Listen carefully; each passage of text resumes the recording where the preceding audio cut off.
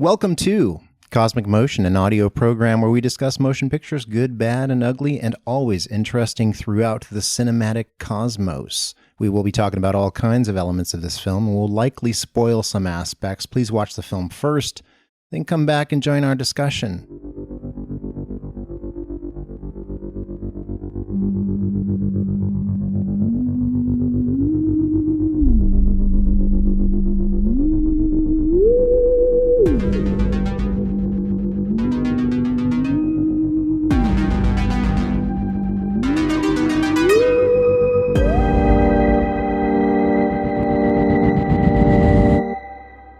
Colin, how you doing?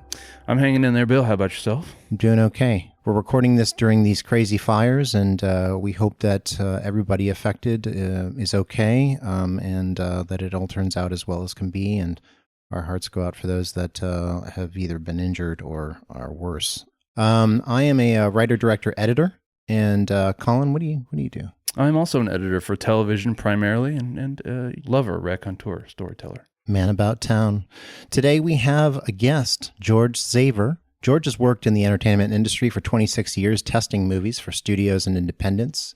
If you're not sure what that is, testing is when studios or producers want to see how a film plays with an audience before they actually release it. And that way they can make adjustments if needed, or sometimes just leave it as is. He was once an actor who went to the High School of Performing Arts in New York. He attended Cal Arts as a drama major, but decided to switch to directing, making numerous short films. He directed the award-winning short David and Goliath. He also directed Unspoken. He used to see an average of 250 films a year. Holy smokes, George. This year, he's seen only around 165 thus far. Is that for 2024? Yes, and that's a low number. Yeah, so he saw 160. That's high for me, guys. 165 in 2024. He writes many reviews on Letterboxd of all the films he watches, which he mostly sees on the big screen. He's currently working on a documentary and is in development on 2 features. Welcome, George. Welcome. I'm glad to be here with you guys. George, I'm going to ask you just a few things about your filmmaking and how you got into films, even as a child. In fact, what is a movie that inspired you growing up? That's a good question, because it's various stages where I was a big moviegoer, and I grew up where television had this $1 million movie, and they would show the same movie every single night for a week. That's New York City? Yeah. Yeah. And I remember, which I'll answer right now. I have seen It's a Wonderful Life probably more than any film I've ever seen in my life, 41 times. Wow. Because the $1 million movie played it, but it is played every Christmas and around Thanksgiving, and I don't think I've missed it once during one of those holidays. And now I think they only showed on Thanksgiving during that week. But when someone asks me what film have I seen the most, now I will say that I think it's one of my favorite films. Is it one of the best films? Would I put it in the top 50? No. But as a film, emotionally, it could be number one. I think that emotional connection is important. But the film that I saw that made me think, that just blew me away cinematically, the performances, because I was an actor then, was Mean Streets by Martin Scorsese. Oh, wow, yeah. I was with my buddy Ned, who passed away a few years ago. We saw the movie at the Cinema One, and in those days when the movie came out, they would clear the theater out. Well, we actually saw the movie, went to get something to eat, and saw the movie again the same day. Amazing. And I don't think I've ever done that, where I've seen the movie twice in one day. I have to say, if I had to single out a Scorsese film, it still is Mean Streets. Yeah, Mean Streets, which I think was put on screens thanks to John Calley believing in it and people rallying around it, because it was a very small film when it came out. Oh, yeah. His crew was a Corman crew. And I don't know if you know this, but they only shot key sequences in New York, like certain hallways and things. Most of that was shot in Los Angeles. I was just about to say that, and the Criterion has a lot of history of it. Most of it was shot in Los Angeles. Yeah, it's pretty crazy. That's beautiful. Have you ever seen It's a Wonderful Life on the big screen? Oh, yeah. I've never have. Yeah. If I remember correctly, when it came out, It's a Wonderful Life didn't do well. And just over the years, I think was it one of those movies where the copyright fell into public domain, and so they just started playing it on television like crazy every year, and then it basically grew a cult? That's a possibility. I do know a little history of it. It was poorly reviewed by critics. I mean, it was pretty much sentimental crap, kind of. But audiences loved it. It was one of those movies where the audience did not agree with critics. Okay.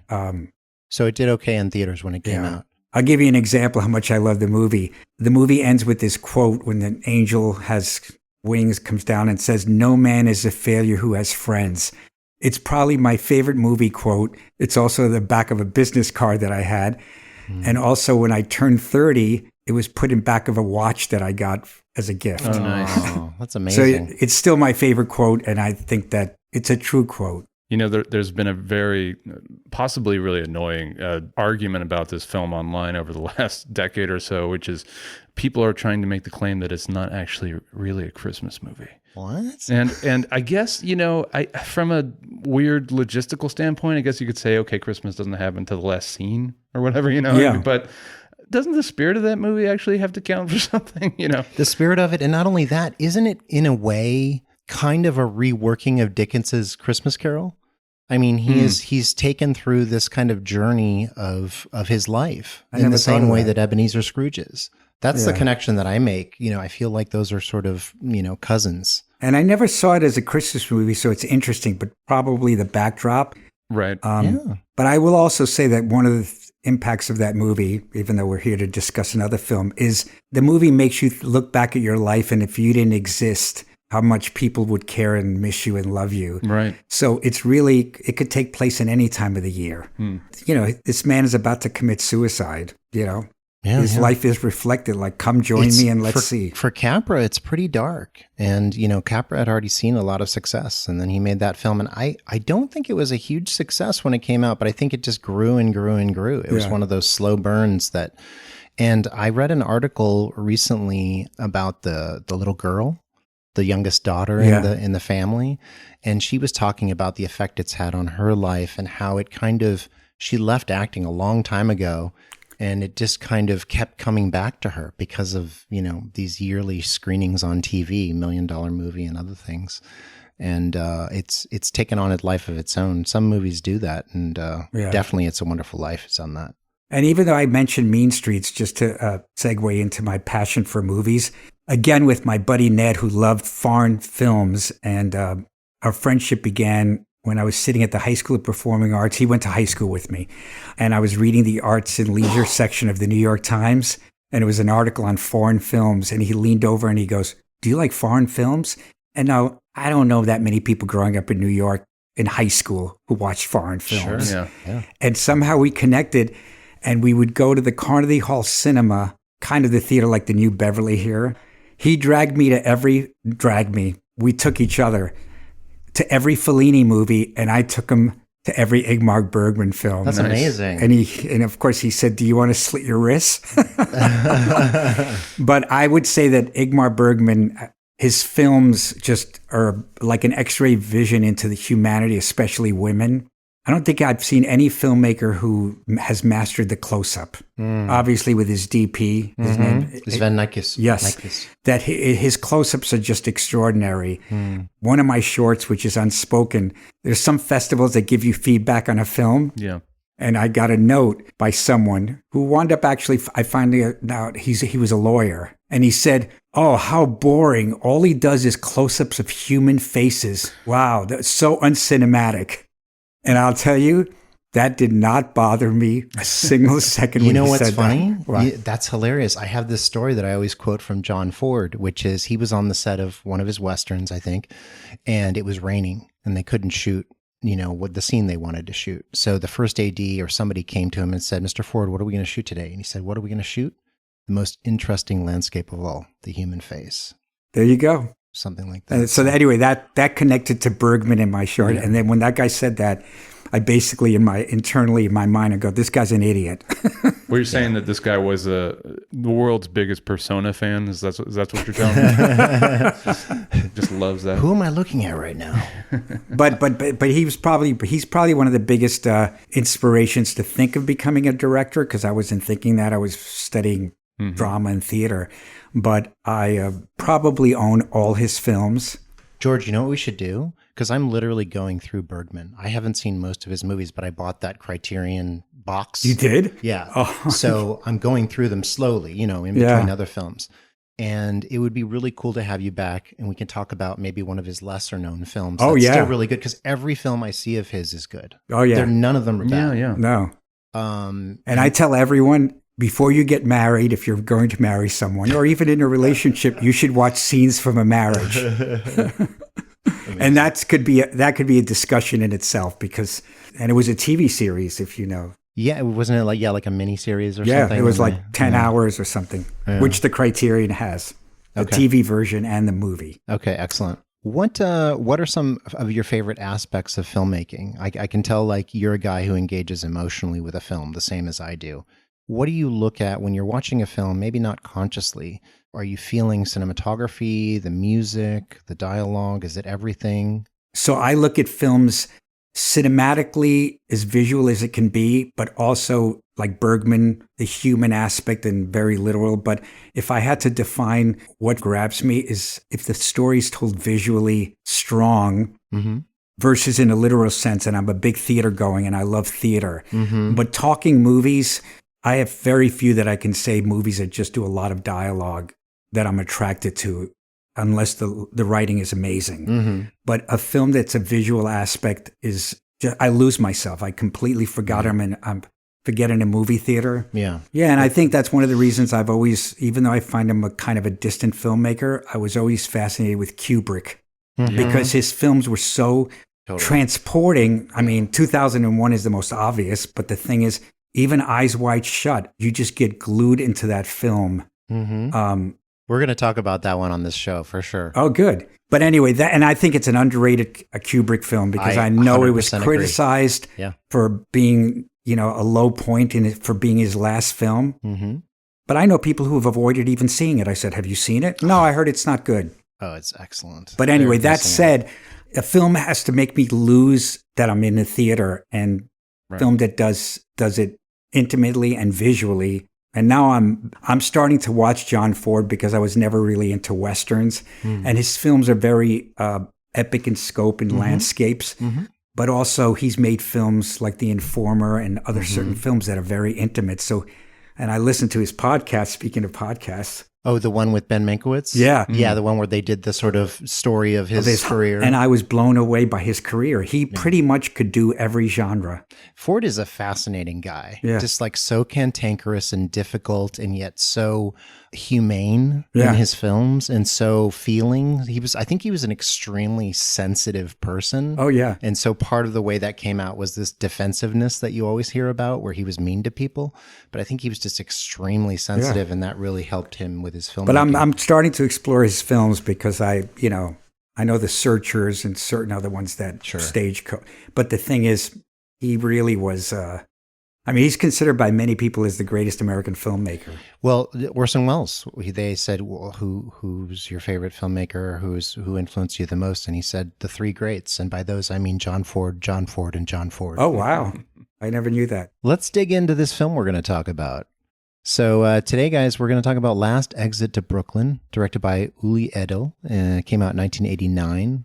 There's a lot of interesting little tidbits with this one. It had a storied development. It comes from source material by Hubert Selby Jr., the New York novelist. It was published in 1964. If you've heard of Selby because you're a film lover, you might know him because of Requiem for a Dream, which was based on his novel of the same name, directed by Darren Aronofsky. Ralph Bakshi wanted to make this into a live-action version, but couldn't get it off the ground. De Niro was going to play the Harry Black role. Oh, wow. Which eventually went to Stephen Lang. Arthur Hiller tried to make it around 1973. Brian De Palma and Stanley Kubrick, who we talked about, also showed interest in adapting the film. But it was finally director Edel and his producer, Brent Eichinger, who got it off the ground. You may know Edel from his film Christiane F., which was a bit of an international sensation. They acquired the rights and made it into an international co-production between the US, UK, and Germany. Shot over 14 weeks in the summer of '88 on a $17 million budget, which is, I think, pretty big for this kind of a film, especially in 1988 when it was shot. It was released in Europe to critical and commercial success. Did less well in the US for some reason. I don't know why. Well, maybe we do know why, because audiences had just seen Die Hard in 88, and then this comes out in 89, and I don't know if they're thinking, let's take the kids. It was released on Blu-ray by Summit Entertainment in October 2011. I saw it on Tubi. Have you guys seen it recently, and where'd you watch it? You watched it on the tubes? I watched it on Prime, which suffers from a lot of the same problems that Tubi does, where if you are expecting an eloquently placed commercial break, you are pissed out of luck. Yeah. But yeah, I have not seen this in the theater. And I saw it on Amazon Prime. Yeah. But George, you have a history with this movie. Do you want to tell us a little bit about it? Because I think you saw it on the big screen as well. I did see it, and it could have been 1988 or 89. Obviously, it was before it was released. I was at a test screening of the film, and it was in Westwood. And I was sitting in the audience with, and it was a test screening where, it was the world that I was in for 24 years and still do it in a freelance basis. And as the film was going on, and I saw the movie last week for this discussion. So 1989 and last week. All I remember is as the film was progressing, people started leaving. And it was after the halfway mark when certain incidents happen. But there is a scene where the character that Jennifer Jason Leigh plays, Tra-la-la, gets raped by, basically a whole bar. The whole town. Right. Basically all these sailors, and it's like at least 30 men, 20, or put it this way, half the audience had left. I turned around and, in a theater of 300 people, there might have been 50 people in there, Was Edel there, the director? Oh, yeah. Oh, wow. And as people were leaving, some people wanted to know where he was. Wow. I think they wanted vengeance. They wanted to say, why did you make this movie? I felt that way about other Edel films in the past, but we can talk about that. Okay, yeah, absolutely. Which brings me to a little history of the film, which I'm sure you know about. The book was banned in the UK and Italy. I didn't know that. It was part of a little research because I did wind up reviewing the movie on Letterboxd. Yep. Because I had seen it. I think it's the only, maybe one other film that I've given 0 stars, meaning I have no opinion to rate this film. Now, does that mean, is that a negative thing, or is that I literally have no opinion to rate this film? I'm so disturbed by the film that I cannot say, is it a good film? Is it a bad film? Right. Because it definitely affects you. Right. Which could be translated as, oh, you found the film powerful. Right. But it's not even that. I was just so bothered by the movie. I can't rate it in an aesthetic level as a film. Okay. That's fair. I don't think I've done that with maybe one other movie, which I can't remember now, right, where I go, I can't judge this film. Incredible. Again, just to remind everybody, George does Letterboxd reviews regularly, and you should check out his Letterboxd under George Zaver. And you can disagree with me and agree with me. Yeah, it sounds like you get pretty punchy on there, which I appreciate. George welcomes discussion. But at some point, I actually will read my review. So you'll really see my opinion of the film. There you go. Which then I read that the book was banned in the UK and in Italy. I mean, the thing with Selby Jr., and I haven't read his works, but, he's celebrated as an author. And, he certainly seems to want to traffic in the lowest common denominator of the human soul. He wants to reveal us at our darkest moments. Yes. And I would like to assume, because I haven't had the chance to read his work, that he's doing that to try to speak to some kind of truth. Absolutely. And I guess the question that I would have to ask of this film is this film aspiring to the same truth?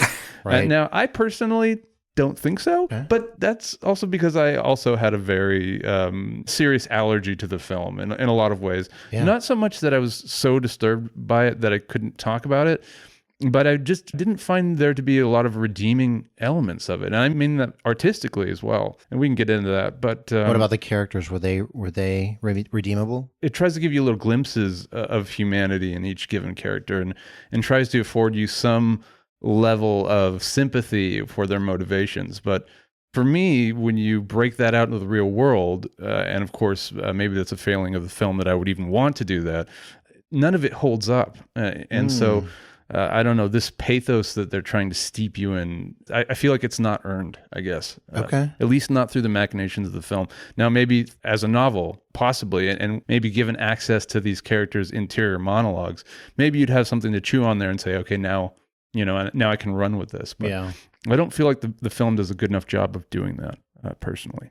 It's interesting you brought up that point because one of the problems I had with the film of not judging it is that, and granted, this exists in humanity, which is horrible, Of course. especially in Nazi Germany, but everyone is abusing everyone, and every depiction of every character is horrific. I mean, for example... Well, now, hold on. What? What about Bud? Like, I mean, he's the one guy that kind of comes out not completely destroyed, I think. Burt Young is the guy who's Ricki Lake's father.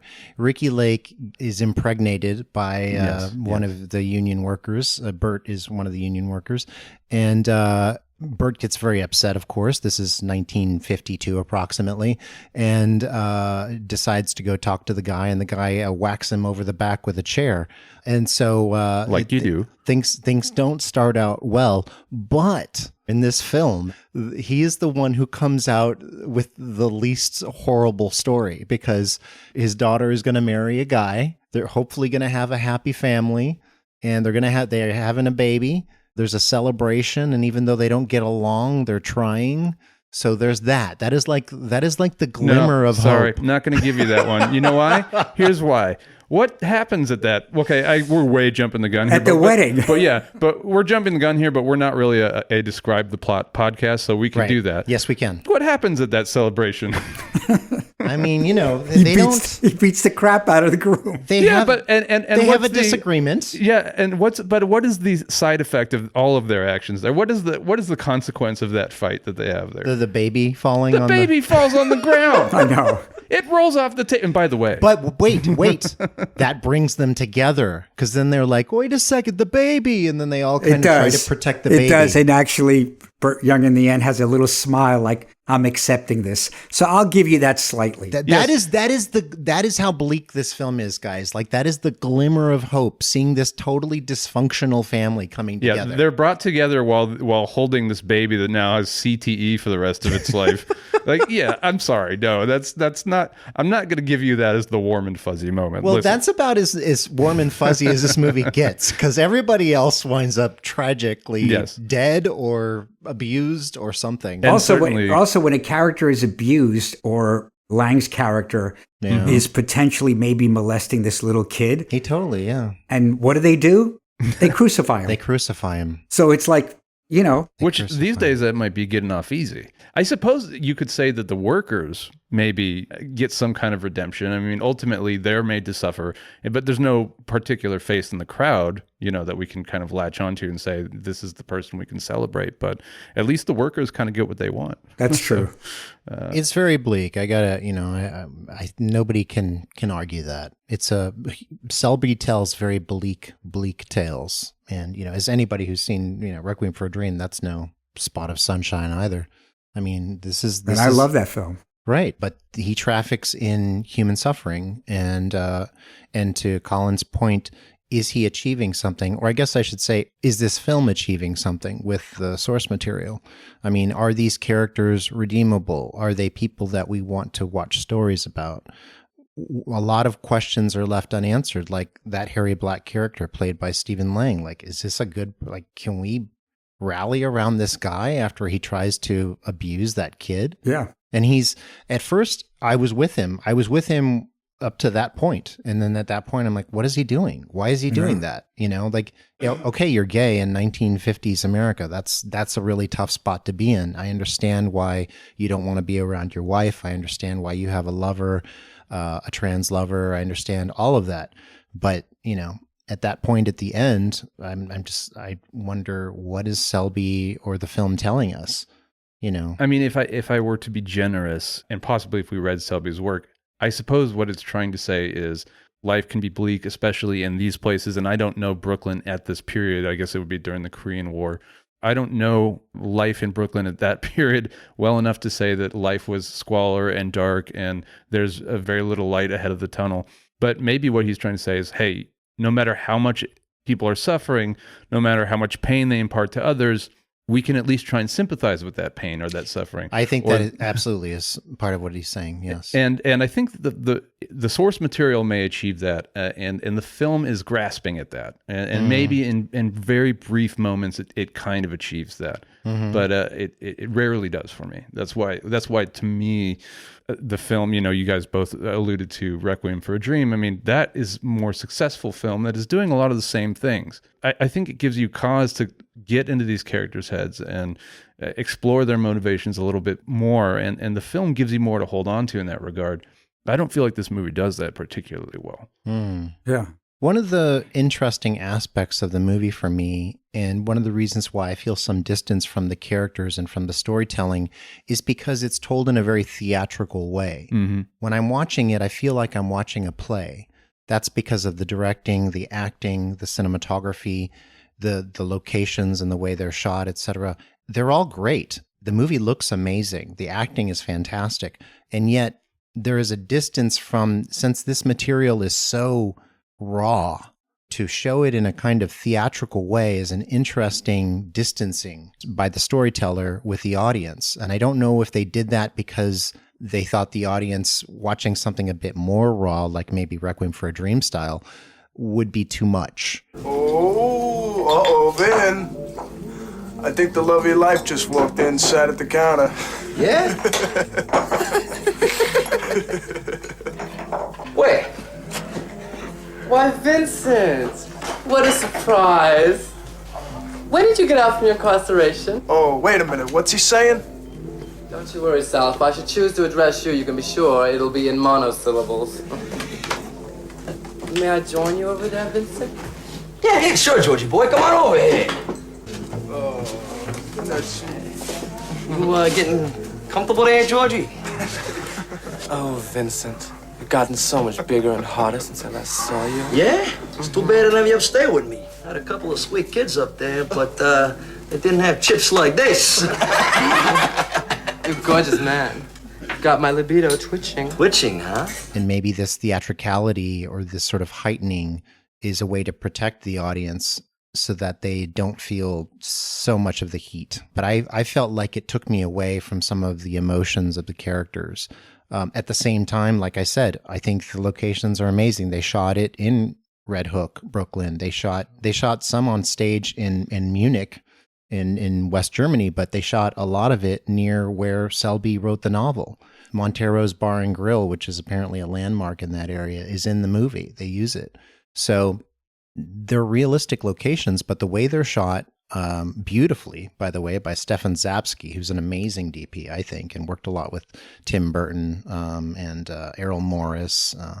He does a great job shooting it, but it does kind of give me a distancing and a kind of, it almost looks comic booky in a way, the kind of stark blacks and the contrast in the film.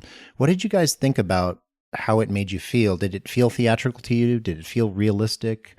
How did it feel? Well, I mean, I do see what you're talking about in that contrast. And, I'm thinking of the scene where the strikers are kind of facing off against the police. And this is one of many skirmishes they've had. And there are people kind of hanging from this gate. Yeah. And there's this backlight there. And it's kind of giving you these God rays or this kind of, these light shafts. And that did feel very theatrical in a way. But then there are also moments like the gang. I don't know what we would call Vinny's gang. We'll just call them the gang. They're a gang, yeah. Yeah. Vinny's a pimp and they're a gang, yeah. I mean, it's when they're hanging out in that sort of, I guess it would be like a transvestite brothel.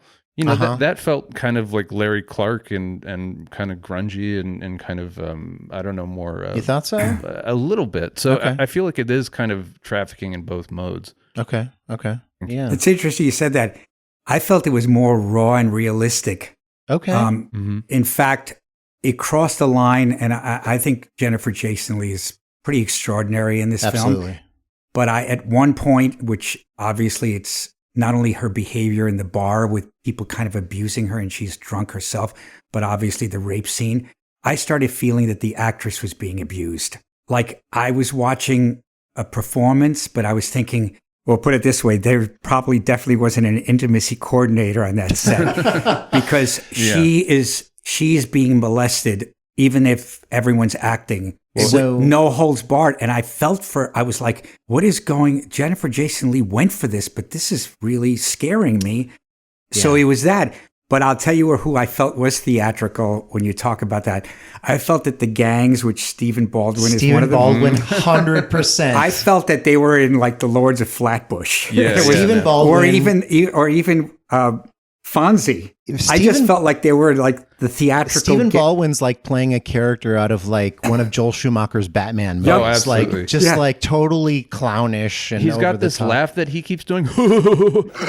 It's like such a cartoon stock. I was waiting for Henry Winkler to show up as the Fonz, as one of their friends. I know. So that was very theatrical, and I think more the Lords of Flatbush that had Stallone and all that. They seemed like a theatrical gang. And actually, you know what? Not only theatrical, I'll reference another movie because I found it the original West Side Story. I was thinking of West Side Story. When you mentioned them being the union workers being on the gate and stuff, that totally is reminiscent of West Side Story for me.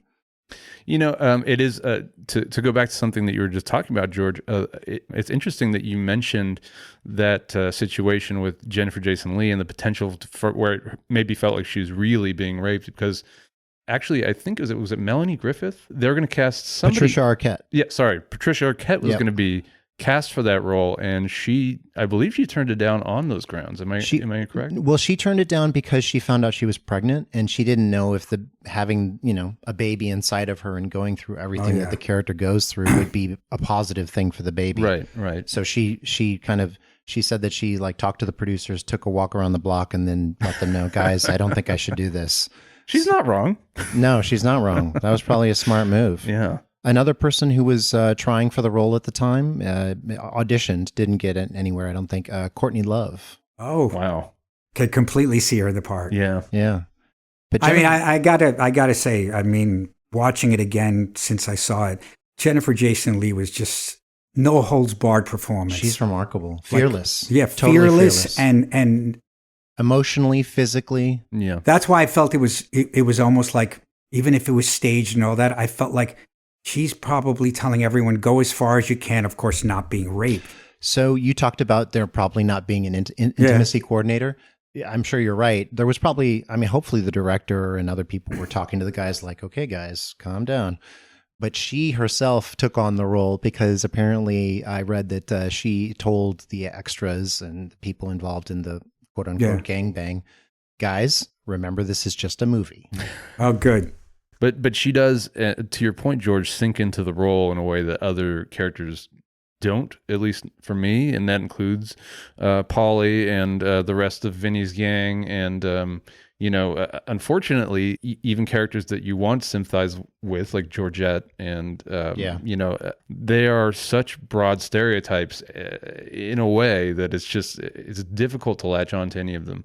But you didn't like Alexis Arquette's portrayal of Georgette, or you thought it was sort of stereotypical? I thought that I feel like the performance was not allowed any chance to show any particular nuance, except for maybe the scene where there is the brother who encounters Georgette at their apartment. Now, I don't want to ascribe pronouns to Georgette. Right. Well, Georgette, so I guess we should say Georgette's played by Alexis Arquette, who is Patricia Arquette's brother, and of course, Rosanna Arquette, and David Arquette. Alexis transitioned before passing away, unfortunately, tragically, in 2016 from HIV. Okay, I didn't know that. But Alexis, I don't know if you guys know this, Alexis is also, I think the street lingo became Seinfeld in the bathroom in Pulp Fiction. Okay. If you remember the character that jumps out of the bathroom and just starts blazing away with like this hand cannon at Travolta, that's Alexis Arquette before transitioning. I think Alexis is amazing in this film. I agree.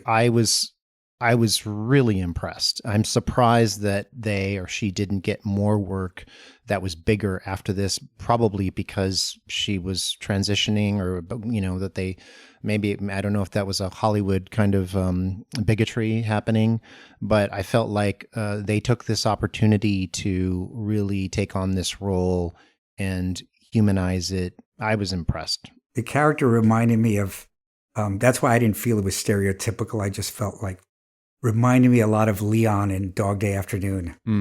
Oh, is Leon Sarandon, Chris Sarandon? Yeah. Oh, good. Just because there was a vulnerability to the character Yes. that Arquette played, but also the other side of the coin, he was a very mean character. So that character had two sides.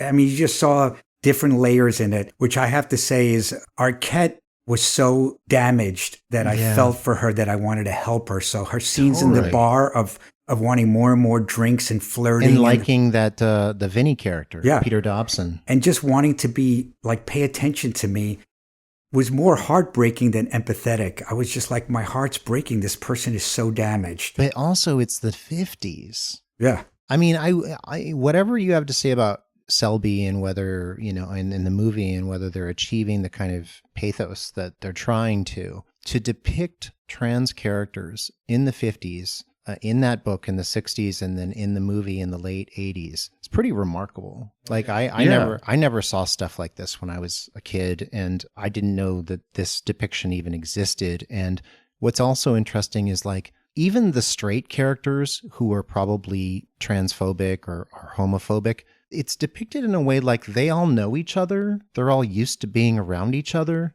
Like the gang guys kind of mess with the Georgette character, but at the same time, they're like, yeah, it's Georgette, like it's just another person. Well, that was, I guess, a point of confusion for me. Vinny clearly does have a relationship with this character. And their immediate impulse is not revulsion, which, as you indicated, for the 50s is what I would assume. Right. But they don't go there immediately until they start kind of trading barbs at each other. But that was kind of where I guess I kind of lost some of my sympathy for Arquette, and maybe that just speaks to my inability to empathize. But I think I kind of found myself continually questioning like why she would put herself in this situation. And of course, the answer probably is because she needs love, attention, and recognition in any form, and she's definitely not getting it in her abusive household. But to me, that wasn't enough. But now that doesn't mean that the performance wasn't amazing. I mean, Arquette is, as you both indicated, really masterfully done. But the motivations were strange, at the very least. My impression is, and I don't know, and this I think can be read into, and I don't know if it's more clear in the novel. My impression was that Arquette doesn't have a romantic relationship with Vinny, but wants one desperately. Mm-hmm. And Vinny, while not having that sexual or romantic relationship with Georgette, it kind of teases her in a cruel way. Like in a way that like, you're never going to be with me. But Georgette is totally in love, like head over heels. Yeah. She likes the bad boy. She sees something in him. And she, like you said, rightly, Colin, and I think that's what all of these characters are looking for. And that's what this movie is about, is they're looking for love. And sometimes they're looking for love in all the wrong places. But they're looking for love. They need love. And as damaged or as different or as unacceptable in their time as they might have been, they need love. And some of them get that love, like Jennifer Jason Leigh's character with the sailor. She gets genuine love. Yeah. And she rejects it because she can't handle it. She doesn't know what to do with it. And that's when she invites the whole bar to sleep with her. She wants to erase this thing inside of her now that's hurting because she doesn't trust love. Yeah, I think you're right about that. And although I guess you could potentially read her reaction to that relationship slightly differently, is that maybe she feels like she won't find love again. I kind of got that vibe from it. This gentleman's going off to Korea and he seems really fatalistic about it. I got the sense that maybe she felt like either A, didn't deserve it, or B, would never find it again.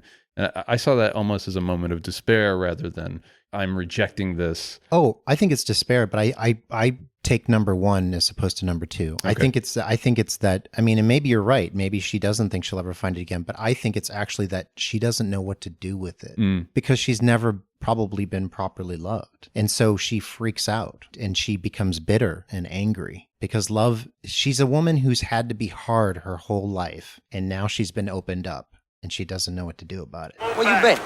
Yeah, we was real worried about your trial. You're pretty sharp there. Cool racks, huh? Yeah, you bet your sweet ass I look sharp. I got me an officer in Manhattan. He's loaded. Takes me out places, He buys me things. When he ships out, he's gonna drop a bundle on me. Yeah, sure. Scabby whores like her can have the bums and their 2 big doggies. From now on, it's gonna be only officers for me. I'm going to say that the perfect example of what you're saying, that these characters are looking for love, searching it, trying. Stephen Lang's character as Harry gets obsessed with this young man. Yeah. So obsessed that you could see the desperation in it. That was kind of a heartbreaking, because as soon as he got rejected at some point, he was losing it. Yeah. He was losing it. And again, he seemed like his character was kind of a closet gay man, the way he was played. And I think it's one of the best things Stephen Lang has ever done. Yes, so this movie has such amazing performances. And then I look back, not having read the book and briefly Googling why the book was banned.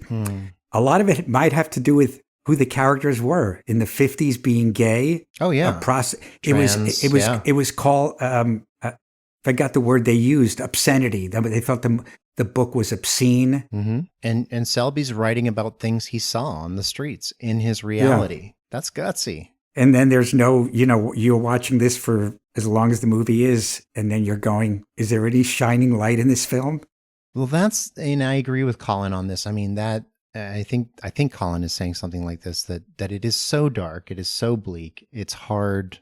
Is the movie worth watching? Would we recommend it? Would you guys recommend this movie to anybody for any reason? I mean, as maybe as a character study for certain angles, I do think that Lang and Arquette and Jennifer Jason Leigh are giving pretty masterful performances. That being said, I do really believe that the rest of the cast is struggling with that, and that might be because they don't have the time to kind of develop into anything beyond stock characters or stereotypes. But for those performances, it would be pretty hard to leave this out if you're a Jennifer Jason Leigh head, or something. Yeah. If you're the president of the fan club. But I don't know if there's enough redeeming qualities about the film. I just mean that from an artistic standpoint, to justify what you're going to suffer through. Be put through. And that's partly because, and I don't want to necessarily blame the screenplay or the filmmakers. This probably goes back to the source material, but we are really, even in the characters that we are kind of supposed to sympathize with, not really given much motivation to do so at the end of the day. And Lang is a perfect example. And he really is my favorite performance in the thing. When you're introduced to him in the opening scenes, he's covering up for a crime that Vinny and his gang commit, and he lies about it. And then, he goes back to his union hall where he's kind of the head of the strike, and you can see that he's kind of just happy to let this thing linger on because he's getting nice kickbacks. He's getting, cases of beer delivered to him. He gets to take the receipt and turn it in later to be reimbursed, which he thinks he can just do anywhere at any time. That's it. We can't let you run the office anymore, and you're stepping down as shop steward. I was late one fucking time. Dowling also found out about the other shit that's been going on here. What are you talking about? Your expenses. No. You told me, Boyce. You said that as long I could buy anything if I got receipts. And look, I got them. I got receipts here. What are you giving me this shit for? Champagne from Bernie's Liquors? Cab rides all over hell? A new tie? Who the fuck do you think you are, Frank Sinatra? And then he's goes home and he's got this estranged situation with his wife, and you find out why. Aside from the fact that their baby looks like Frank Henenlotter, but I mean, even then, and even when you find out, Harry's motivations, it's just very hard to justify any of his actions, even based on this suffering that I'm sure that he is going through internally. And maybe that's just something that we have to blame the source material for. And I don't know, but it's definitely a film you're going to wrestle with. Yeah, I agree with that. It's definitely a film you wrestle with, whether you like it or you don't like it. It has a lot or you just reject it outright, which is another valid response. Who can say? Well, Letterboxd does give you the option that you could recommend a film. There's a little star, so you can write a negative review and recommend it. Yeah, 0 stars, and I can't recommend it. Yeah. I can't, even though I should probably write a disclaimer in the bottom, go watch at your own risk. Right. Yeah. Well, let's talk about some good things. We've talked about the performances. For this and Miami Blues, Jennifer Jason Leigh won Best Actress for both the Boston Society of Film Critics and New York Film Critics Circle. For this? Yeah. Oh, wow. So she's on the rise. I think soon after this, she did Backdraft. It's funny that she goes from this, which is a very kind of complex, deep character, into being kind of, who was it? Backdraft, Billy wasn't that Baldwin's an ensemble movie, right? Yeah, but it's Billy Baldwin. He's the main guy, and he becomes her girlfriend, and not much else in that movie from what I remember. I think they have sex on a fire engine, if I remember. It also has Kurt Russell. I like Backdraft, by the way.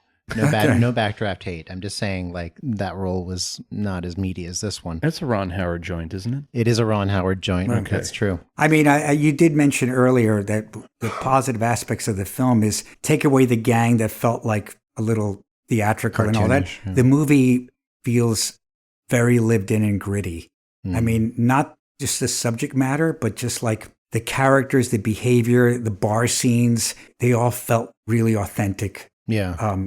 But wasn't around in the 50s, but the movie didn't feel like they're trying to glamorize. No, they didn't feel glamorizing. It didn't, like, the theatrical aspect of the gangs is the way they were, I think, the way they're presented and directed and kind of, but otherwise I never felt like, wow, this movie's trying to pretend that it's raw and dark. No, it is raw and dark.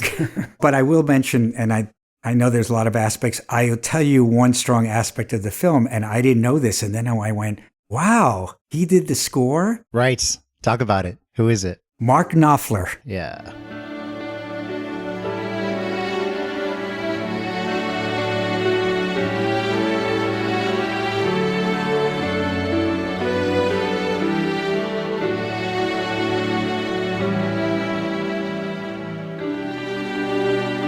I was thinking, Dire Straits. but I saw that like after the fact. Yeah. But I was thinking, ooh, the score is I like this score. And then seeing it was his name, I kept thinking, like, did he do other scores? Because he did a good job. He did a great score for Local Hero, the Bill Forsyth movie. Oh, very good film. That's such a good score. But anyway, the score was one of the really standouts of that movie. Oh, cool. Yeah, so for those who don't know, Mark Knopfler is part of Dire Straits, essentially. Yep. He and his brother and some other guys. Yeah, really unique. But what did you British find guitarist. the positive aspects of it? Well, I found a lot of positive stuff. I mean, I've already brought up the cinematography by Stefan Zabsky, which I think is gorgeous. Although, like I said, I think theatrical in a way that removes you from it being too gritty, or more gritty than it would be, I should say.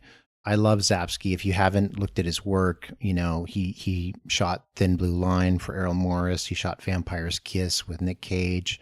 He shot a bunch of stuff with Tim Burton, Edward Scissorhand, Batman Returns, and of course, Ed Wood, the black and white. Good work. Beautiful work. So highly recommend checking out his films that he's shot. The production design was great. There were times when I think locations looked like sets to me, and there were other times probably when the sets looked like they were shooting in a location. I thought that was all really well done. The 1950s period garb was great. The hairdos, the pomade, Tra-la-la's, outfits and her hair, all really well done. Also, as far as the actors goes, I mean, this movie is full of interesting character actors. We already talked about, Stephen Lang, Jennifer Jason Leigh, Burt Young, Peter Dobson, who's interesting. He's never quite punched through for me in terms of being a real great presence on screen. I know he played Elvis in Forrest Gump. He's like got these interesting little parts that kind of where he sticks out. He's in Peter Jackson's The Frighteners, playing the jerk boyfriend. Yeah. And then just a really obscure thing, he plays Chris Shaharless in the LA Takedown, which is Michael Mann's TV movie Dry Run before he made the theatrical film Heat. So the role that Val Kilmer plays in the movie, he played in LA Takedown. Interesting. And he's interesting, but I guess he's kind of like Vinny, just kind of like a lot of surface, not a lot underneath, good looking guy. This has Jerry Orbach in it. Oh, yeah. From Dirty Dancing and Law and Order. Yeah. He looks like he took that character and made a career out of Law and Order, playing anything to deal with government or a labor union Telling boss. people what to do. Which makes me, not to interrupt, did Burt Young do Rocky before or after this? I don't remember. Okay. Yeah, because Rocky's like 77. This is 89. Yeah. Because one thing I noticed about Burt Young, and I did like his performance, is that they must have had good makeup because he continuously was sweating the entire movie. I mean, he was like sweating of a guy. They were trying to glam him up a little. But of a high-strung, like stressed out, on the hinge to explode any minute. Yeah. And I went, wow, they've kept that consistently. I think that's everybody in this movie. I think most of the people, except for maybe Tra-La-La, are all kind of sweaty and gross. It is a pretty moist film. Yeah, like it's not saying that He's Brooklyn's a nice He really, place I noticed that like everywhere. Yeah. Every scene he's sweating. Yeah. They were either spraying him with a spray bottle between takes or he was spending way too much time at the craft service table for sure. But can I ask you guys, what do you... It's not just Vinny and his gang that feel a bit too theatrical for me. It's also Burt Young, his wife, Ricki Lake, and virtually everything that happens in that apartment. And, you know, it's I guess it's supposed to be a moment of levity. You know, it's like we're introduced to Burt Young while he's trying to get into the bathroom while, you know, Ricki Lake is checking out her baby bump. He's completely unaware that she's pregnant. And then what does he proceed to do after that? he relieves himself out the window. I think he... When you gotta go, you gotta go, Colin. Yeah, well, sure. And look, these are New York one-bathroom apartments. I mean... And then when he finishes up, he says something like, that was the break that refreshes. It's like, okay. Funny line, by the way. Yeah, it is. It is. Oh, that's good.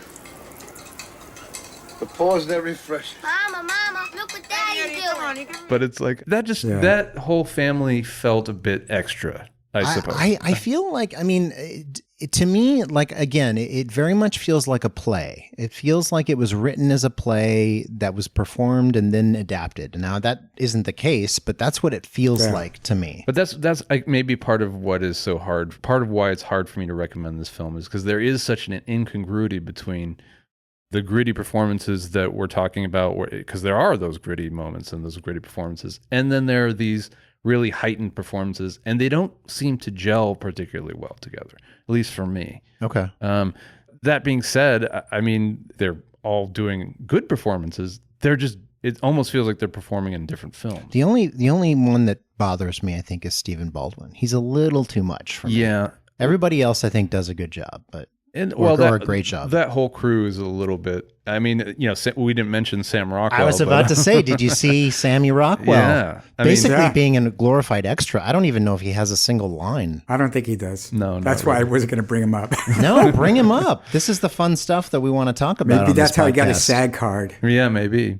Yeah, Sam Rockwell's in there. I will say, in reference to what you're saying, I thought all the stuff in Burt Young's home, it felt like kitchen sink drama that you saw in a lot of theater. Yes. Which then, if in a completely non-connected way, I felt like, oh, this is like the Honeymooners. Yes. I did get shades of Honeymooners. But it had that vibe. I went along with it because I thought this is how in Brooklyn and some of these neighborhoods, it probably felt that way. Sure. And it's been overdone in TV and cinema or whatever. So it wasn't Raging Bull greediness and authentic, but the thing is, it had that vibe where if you look back, even Raging Bull could seem very theatrical because they're exploding in those scenes in Raging Bull. Yeah, that other people would go, "Oh my god!" Well, but I feel like that's kitchen sink realism to me compared to this. Oh yeah, this not to compare it. This feels like theater performances and it feels purposefully so. Whereas that feels like realism or trying to be realism.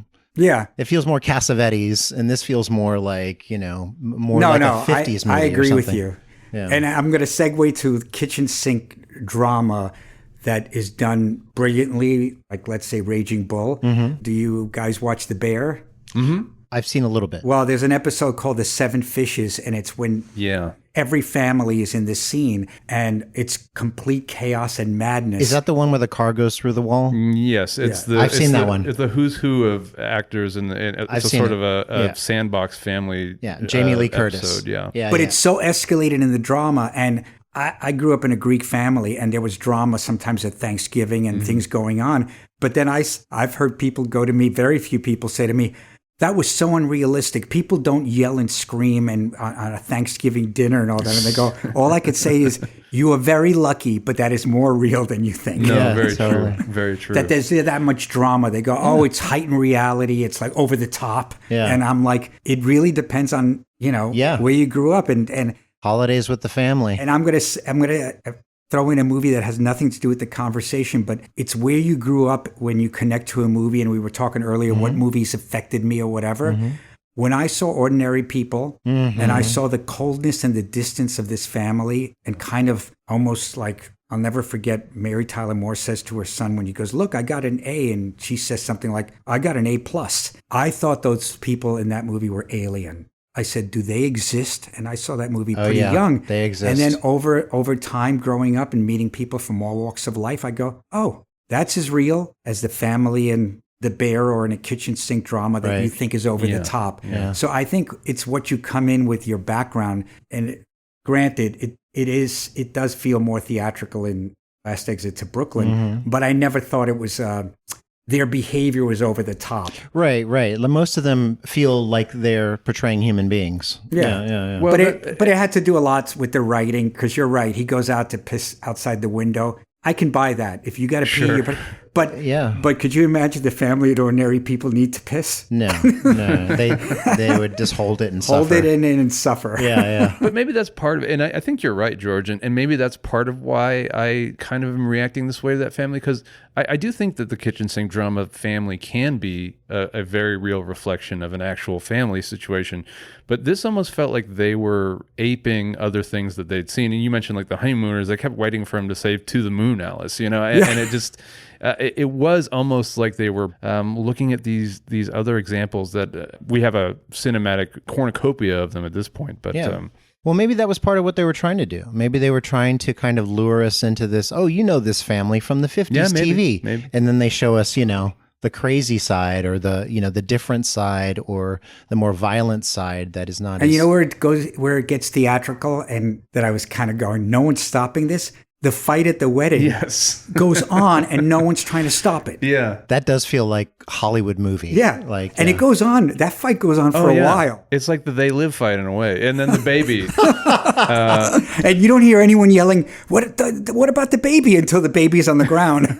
Which, by the way, as far as prosthetic babies go, I'm going to put it somewhere below the baby with the sniper movie that Clint Eastwood did. And I don't know this one. Oh, you don't remember that? What was that? It was like an American Sniper or something. Okay. I haven't seen American Sniper. So there's a famous thing from that movie where, because Clint Eastwood famously likes to do, he's a one-take guy. Yeah. And they were just using this prosthetic baby that, the wife is, I believe she's breastfeeding. And at one point she kind of turns its head and you see like its little plastic doll eyes kind of jangling around in there. And Clint went, all right, that's going to do it.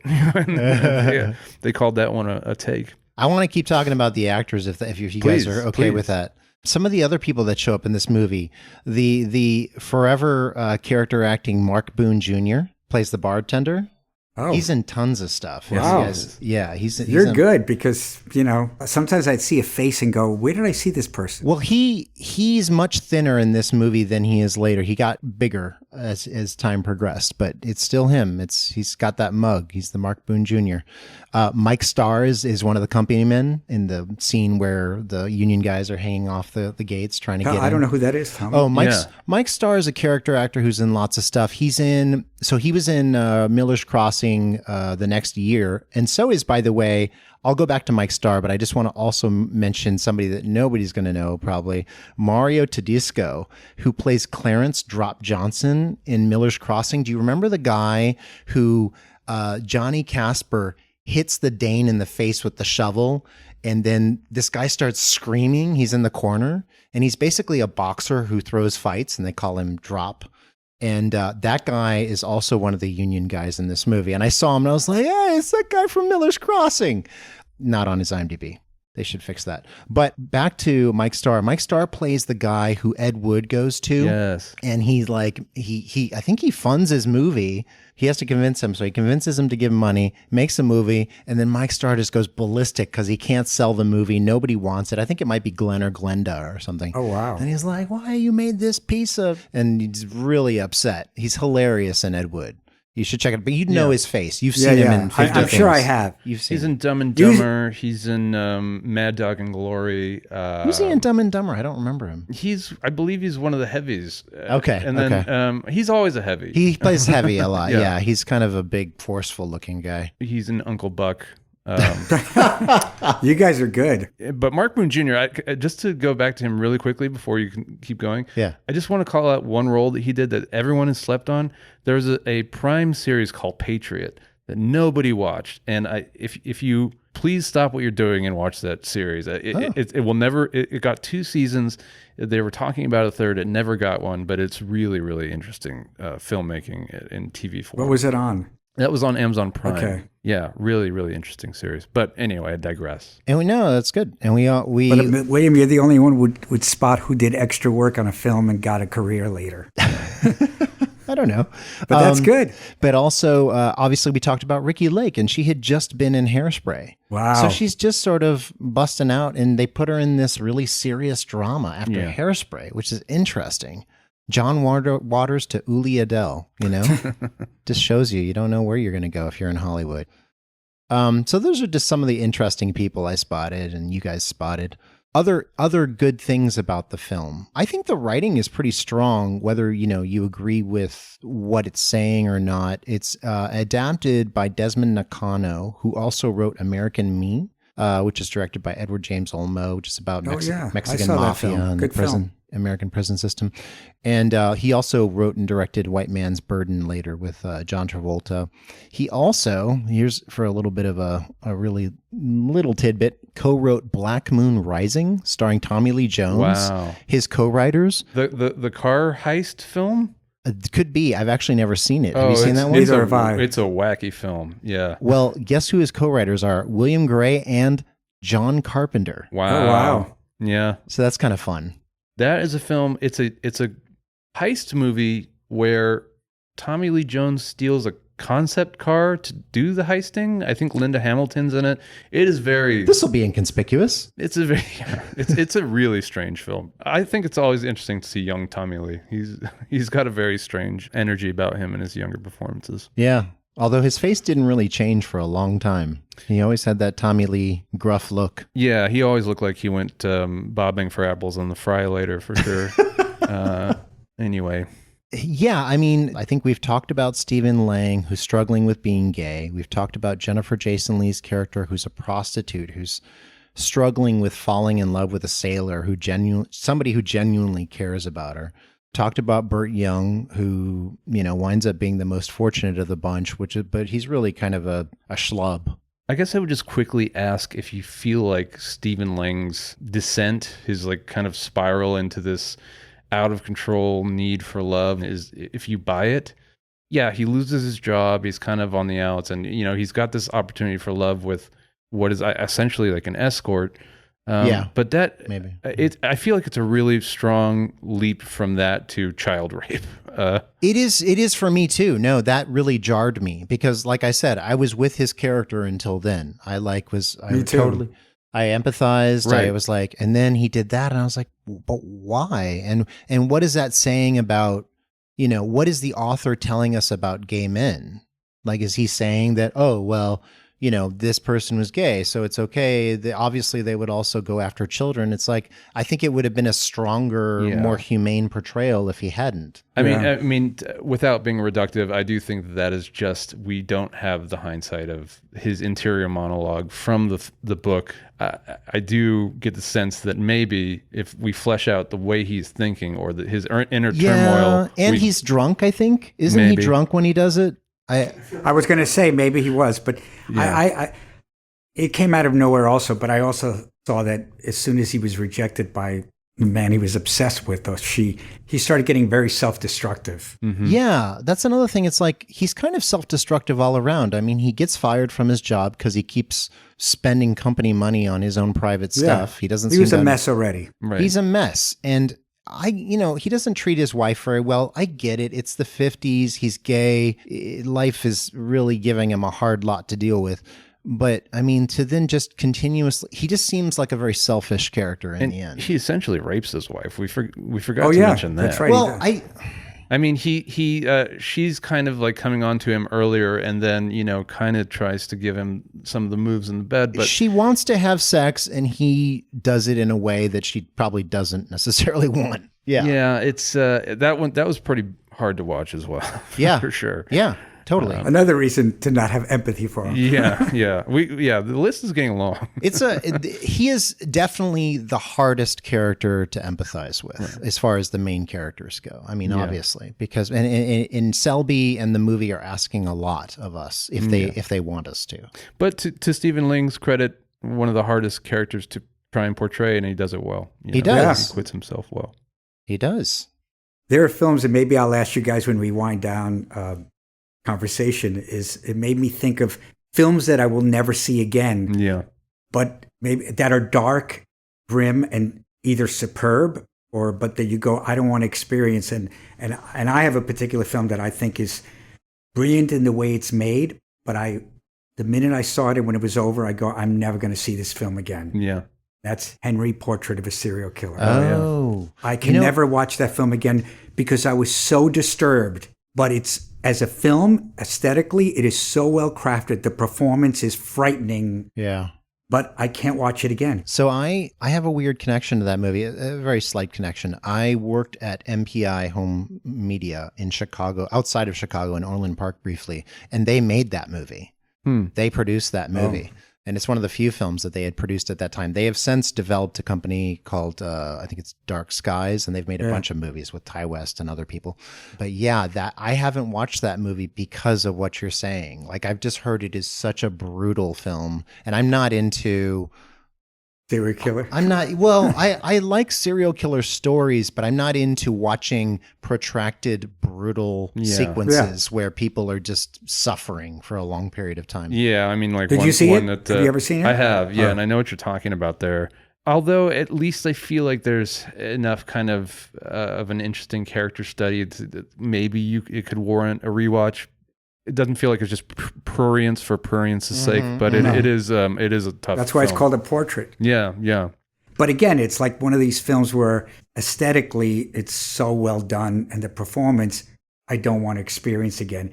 This film, with its flaws, having seen it again and seeing some of the characters being abused and their behavior, I did it for this podcast, but I won't see again. What is a film that you guys have seen that explores maybe similar territory with morally ambiguous maybe, or at least characters that are ambiguous in the sense of, do we agree with their life choices, that succeeds, that you would see again, that tackles this kind of, maybe not exactly the same material, but tough material in a way that you would find it interesting to watch again? Is there such a film for you guys? You're putting me on the spot, but I guess I would say that almost all the films of like Sean Baker, in a way, those kind of feel like they fit the mold. There's something of that in there. Yeah, for sure. I mean, those have moments of levity certainly, and there are characters in all of those films. At least there's some characters somewhere that you can sympathize with, or you want to see succeed. Right. But I do feel like his films are very interested in exploring very flawed characters that are kind of warts and all, and represent a very downtrodden slice of life. And definitely, and characters that are ignored. Yes, in cinema. Characters that are ignored, characters that need love. I mean, his current film, Menorah, is probably the most entertaining film of his. Yes, but she's a character, to your point, that desperately needs love and gets into all kinds of trouble because of it. It's just a much more entertaining watch, and a much more... he definitely adds levity. Yeah. This film has almost no levity, maybe a little bit with the gang and stuff being goofy, but very little levity. Right. I mean, does a film come to mind for you? I can't think of... It doesn't at the moment. Not that explores, the kinds of characters that you were saying that are not represented as much, especially during times when they would have been oppressed in extreme fashions, just killed, or violence visited upon because they were gay or trans, or because they were drug addicts, or things like that. I mean, how about I'm sorry to interrupt, but how about Kids? Kids is a difficult movie for me to talk about in terms of if it achieves if what it's trying to achieve merits what they do with it. I totally agree. I kind of feel not quite the same about this film, but that's kind of what I'm getting at with this. Yeah. And I feel like they could be cousins across a few generations or so. But. Yeah. That I understand what you're saying. No, it's I think when you're tackling this kind of material and you're doing it in a serious way, and especially if you're not adding a lot of levity, it's going to be difficult to make a satisfying experience emotionally, because the emotions are so complex, because the situations are so difficult, because the characters are so flawed, et cetera, et cetera. Yeah. I guess in a way I admire that this film attempts to do that. Yeah. I don't see a lot of Hollywood directors tackling this sort of stuff, and there's good reasons. One is probably it's not that commercial, but number two, it's difficult material. Who's going to want to see it? Who's going to want to see it? Who's going to want to deal with it? I mean, who's going to want to take on that Jennifer Jason Leigh role? Yeah. What actress, especially a name actress, would do that? You have to be really gutsy and take chances with your career to do stuff like that. Right. There is the quote that's on the movie that says, it's from the Bible, Song of Solomon. I will rise now and go about the city and the streets, and in the broad ways I will seek him whom my soul loveth. It'll be interesting to see if it seeks people listening to want to check out the film. Well, so did you want to read your letterbox review? Oh, it's very brief. It's very brief. That's okay. I either write long ones, but you know what? People's attention span, if I write really long reviews, I'm thinking they're not reading it. But here it is. Revisited this bleak and depressing as hell film for an upcoming podcast I will be part to discuss. The relentless abuse and suffering portrait of many of the characters, especially Jennifer Jason Leigh and Stephen Lang, both terrific, is so disturbing. I felt like I was being assaulted myself. That human beings can be so abusive to each other is not something I care to revisit. I have no issue watching dark and disturbing material. The film, directed by Uli Edel, I found so exploitive. And I think that's the word I want to say. I found that this film was extremely exploitive. Sure. Exploitive of the subject. The material. Yeah. And I was so disturbed by the horrific treatment of Jennifer Jason Leigh's character in one sequence. And I recall when I first saw it, half the audience walked out during the scene at a test screening. I don't ever recall witnessing so many upset people when they walked out. I can't even rate this film. The excessive treatment of violence toward each other and human beings upset me so much. Last Exit to Brooklyn is a 1964 novel by American author Hubert Selby Jr., was eventually banned in the UK, Italy, and resulted in several obscenity cases in both the United States and England. Not a surprise. And my last sentence is, don't think I will want to experience this film again. Anyway, that's my mini review. Okay. Right on. Nicely done. But it was the exploitive aspect of the movie. I felt like that the characters and the actors were exploited, especially Jennifer Jason Leigh. Like, let's see how far we can go with this. Well, I want to point out that it has some solid editing by Peter Pragada, who edited quite a bit for Wim Wenders on films like Paris, Texas, Wings of Desire, and The End of Violence. Yes. I will say, I will also bring up, the normalization of the trans characters, I thought was fantastic and interesting and really shocking to portray that in the 50s. And even the year the movie came out. Even in 89. Yeah. I mean, yeah. Even though Arquette's character winds up, being pretty tragic, she's a human being, and she's clearly a complex human being. Well, and actually, that to kind of go back to the random character actors, Georgette meets her end essentially running out into the street after a pretty harrowing ordeal, and is hit by a car. I don't think we actually see the accident, but you know who's driving the car? Who is the author himself? Oh, really? Yeah. Hubert Selby. Mm-hmm. Yeah, wow. Anyway. Good point. And that was a horrific moment, too. Like, to visibly see someone get hit. I always get taken aback when people get hit and they're done well. I find them always so disturbing. Like, did I need to see this? Yeah. In fact, it makes me wonder if Cronenberg's Crash had visible. I always felt like that movie had the result of the crash. Yeah.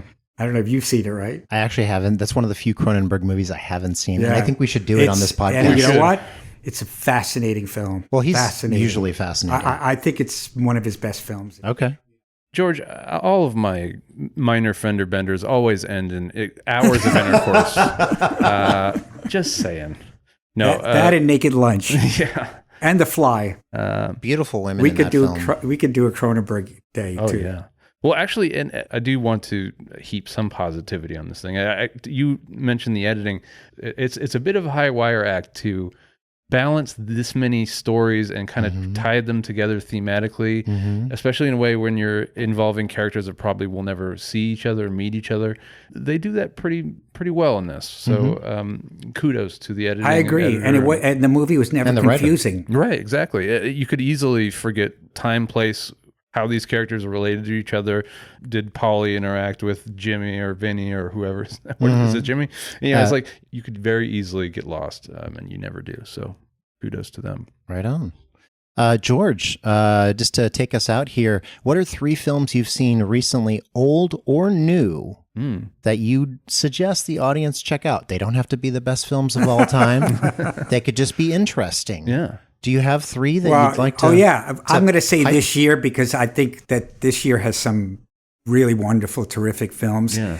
And I'm not going to place them in any order, but The Brutalist is half of a great film, and the second half is a very good film with Adrian Brody giving an extraordinary performance. But the movie is like a novel. It's like reading a great novel. It's beautifully done. I just heard him on NPR, the director. The movie looks like it might have been a $100 million movie. It cost $10 million to make. Yeah. Wow. I was blown away. And I was emotionally engaged and I lost myself. I mean, and I have to recommend that more movies that are that long should have an intermission. Yeah. But the film never bored me. It just loses some impact in the second half. I think A Complete Unknown, and I'm a huge Dylan fan, so I could have been very critical. I think it is one of the most unique ways to tell a biopic. Very unorthodox. It's told through his music. Fantastic. And it's still an elusive, if you're expecting to know who All Bob the Dylan answers. is when the movie is over, you came to the wrong movie. Yeah. Nice. But I think it's one of the best ensembles. I think production values the 60s in New York impeccable, and Timothy Chalamet, whatever people may think, gives a transformative and one of the best performances of the year. Yeah. And then I did love Anora. It became insane, like a slapstick film, but talk about a performance. Mickey Madison was not only incredible, but all the Russian characters were great. Yeah. But here's an example of Sean Baker's gift. The Florida Project is still my favorite film of his because it got me emotionally. This movie has such a powerful last scene. Supposedly, someone said, a critic said, and I said, they're probably right. It was probably what the original script of Pretty Woman was. Yeah. Which was a gritty movie about a cult. That was the impression that I got. I got the impression that Sean Baker was like, what if we made Pretty Woman realistic? Yeah. But those are 3 films that, among some other ones that really stood out. I'm gonna take you back. Because you watch so many films, George. You have such a knowledge of films. Can you name one from the past that is undersung, that is underpraised, that people don't talk about this movie enough, and it's fantastic? Maybe I know I'm putting you on the spot. No, I'm thinking now. I revisited this film because it was a movie night and watched it, and I was thinking, everyone thinks they've seen this film, they know it, but so many people I know haven't. And you might think, oh no, it's not an underrated film, it's highly respected. But I think Badlands is Terrence Malick's film. A lot of people have not seen it, and it is the most narrative of his films. Yes. Yeah. I also think it's his strongest. Not only the performance, but that film so holds up, and it's a magical film. And I think a lot of people just, they look of Terrence Malick in the last 20 years. Right. But looking at that, even Days of Heaven is a very not structurally beautiful, gorgeous film. But there's a lot more people who I think should go check that film out. Now, granted, the character is not someone that That's part of the complexity of the film. Yeah.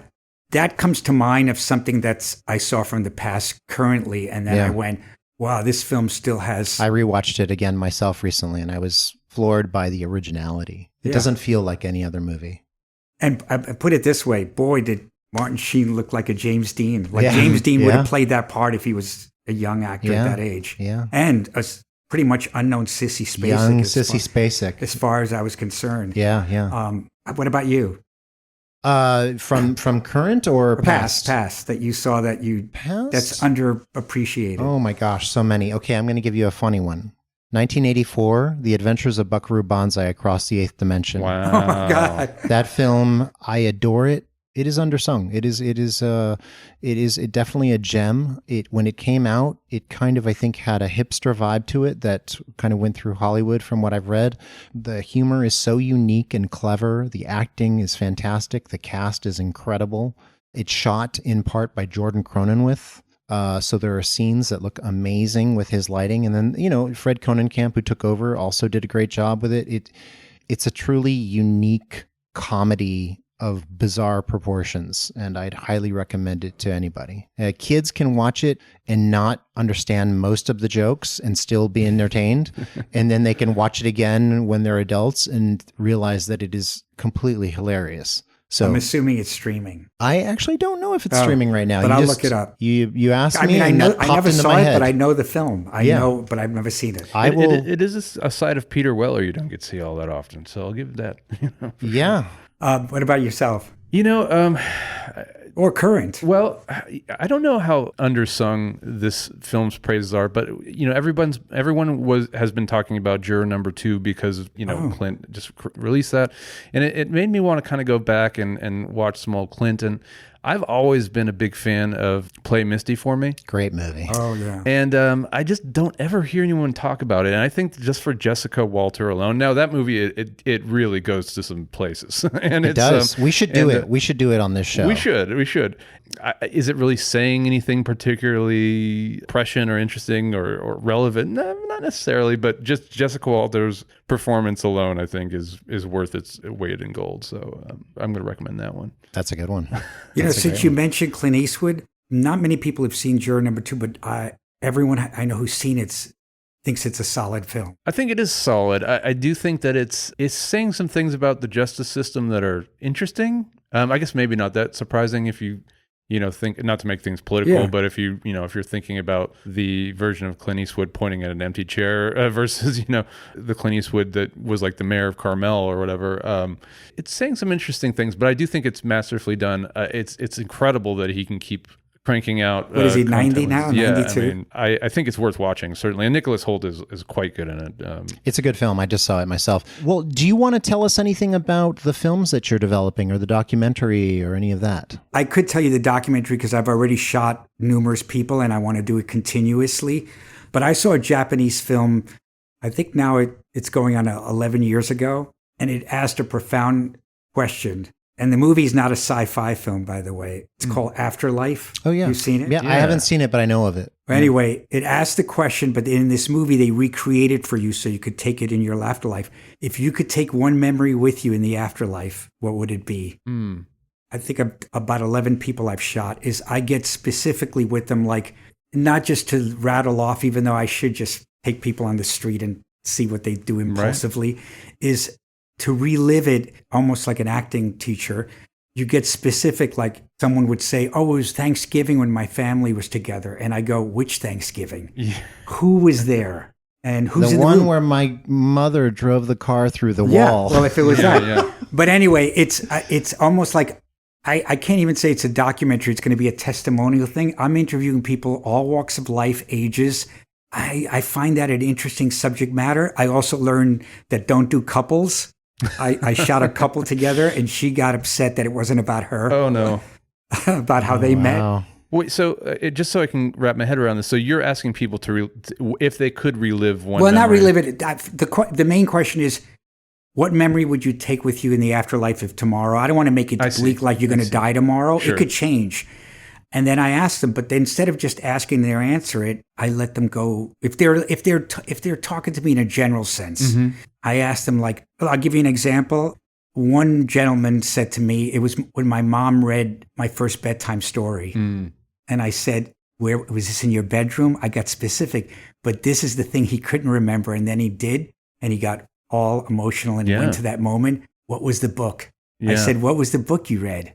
That your mom read. So that's where I get specific in the sense of doing it live. Now, some people don't want to answer it.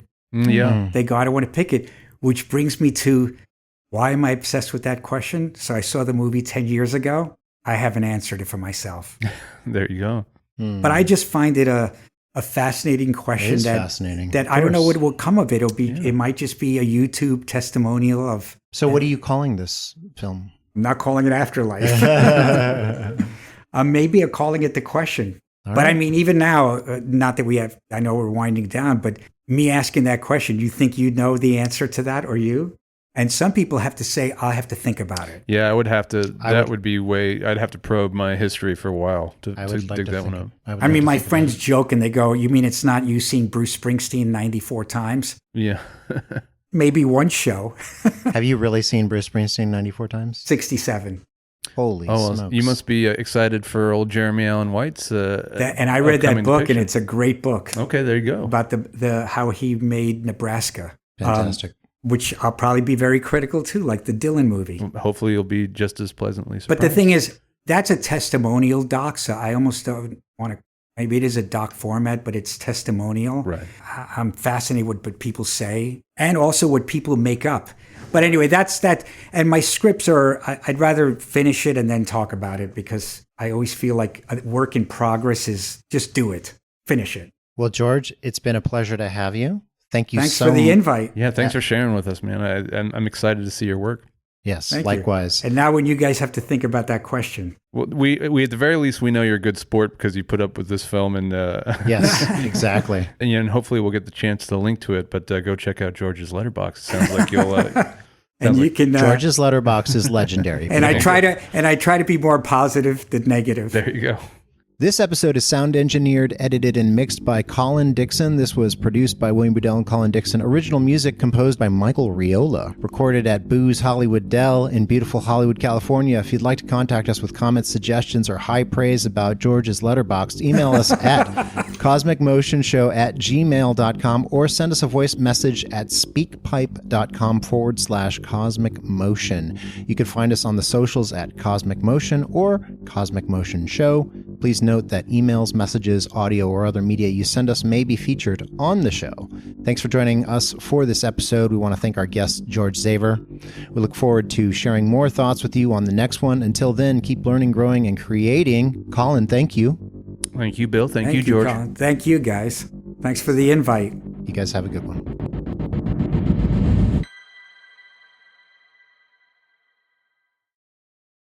Here's what some people are saying about the Projection Booth podcast. This podcast takes no shortcut in producing outstanding content. How they haven't become more widely recognized is beyond me. I love this show. Smart commentary, in-depth interviews, and great production. It's obvious how serious these guys take their podcast and bring that next level of professionalism that anyone would be hard-pressed to match. The Projection Booth podcast, with new episodes available every week at projectionboothpodcast.com.